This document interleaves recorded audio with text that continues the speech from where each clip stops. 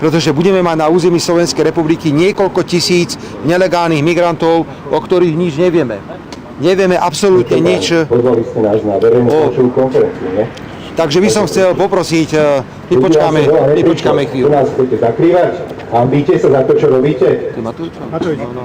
Prečo klamete ľudí? 13. marec 2018. 13. marec 2018. Celý zákon. Kto schválil ten zákon?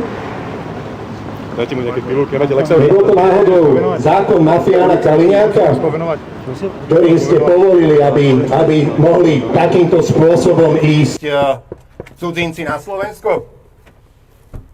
Nebol to náhodou zákon mafiána Kaliňáka? Samozrejme, že to bol.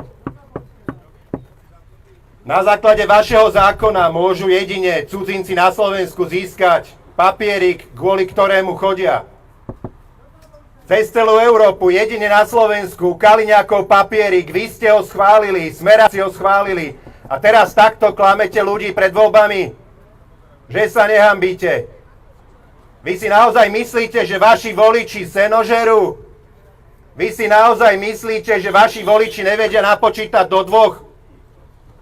Vy ste schválili papiery, kvôli ktorému utečenci na Slovensko chodia. A mali ste možnosť v pondelok hlasovať na mimoriadnej schôdzi. A vy bez hanby sa teraz tu tvárite, že vy ste riešitelia, vy idete zachraňovať Slovensko. Toto primitív rusky sa mi tu usmieva do kamery. Vy zachraňujete Slovensko, vy ho ničíte. 200 000 utečencov slovenských je kvôli vám vo svete, že tu nemohli žiť. Že vy sa nehambíte. Nie je problém. Čo s tým robíš? Čo s tým robíš do prdele? Vypadni. Choď preč. Nechajte to. Nechytaj to. Je to náš majetok, choď preč. Kaliňák, mafián.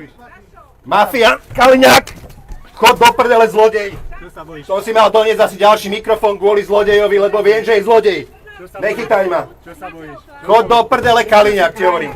Choď do prdele. Kaliňák, choď. Vy ste zničili Slovensko, kvôli vám sú tu utečenci. Neťahaj ma. Choď do prdele, ti hovorím. Pusti to! Prestaň, Igor.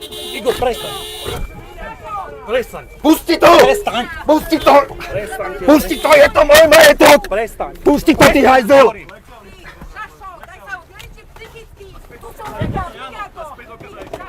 Vlastnú mater si Ty robil padni, zločinca, ty Au! bastard! Ty hajzel! Bastard, skurvy! Vypadnite! Zničili ste Slovensko! Ty si ho zničil, ty ho Au! A do! Hajzli špinavý! Hajzli špinavý! Hej! No! Pane! Pane!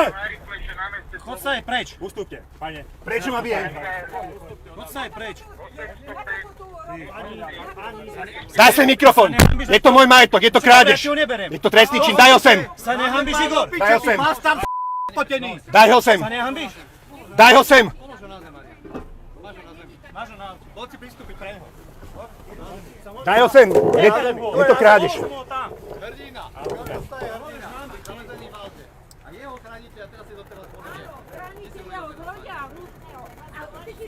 Zlodeji skorumpovaní! Vy ste zničili Slovensko! 200 000 ľudí kvôli vám zo Slovenska muselo odísť! Zabili ste Jana a Martinu, že sa nehambíte! Tento mafián tu oproti mne s Kočnerom, s Bašternákom robil biznici! Rozkradli ste miliardy eur!